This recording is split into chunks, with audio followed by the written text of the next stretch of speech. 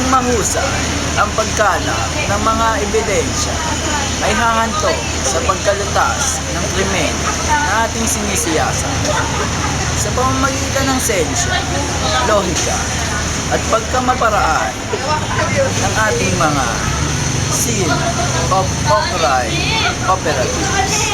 Narito po tayo para tunghayan ang isang kaganapan sa ating buhay na ngayon lang natin makikita.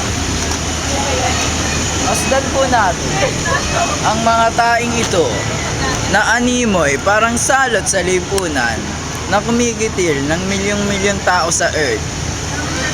Nandito po ang isang saksi kung saan malalaman natin kung ano ang kalagayan ng mga taing ito. Ano ang pangalan niyo? Calixto.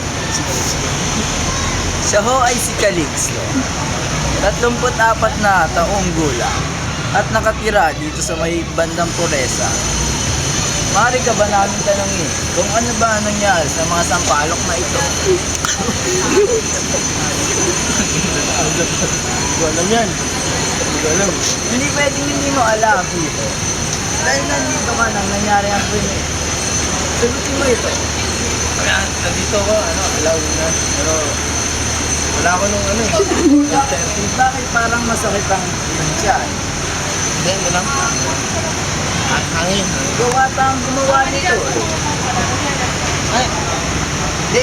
Patingin nga ng hawak mo. May hawak ka atang ano eh. Makita nga yan. Makita nga yan. Ay, hindi. Nako, mga kaibigan, tungayan nyo po ang isang dahon of lights.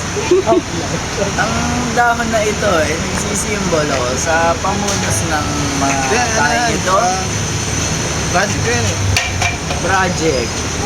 Ating nga ang amuyin.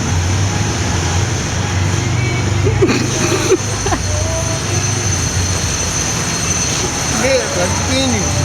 Hindi pwede ko. Nalaman na po natin kung sino ang akusado. Malinaw na ang mamang ito na nagngangalang Calixto ay mahatulan ng pagkakakulong. Arestuin na to. Kain ng daga yun. Arestuin na to. Daga. Arestuin mo. Arestuin! Arestuin mo. Arestuin mo. Yun! Arestuin mo.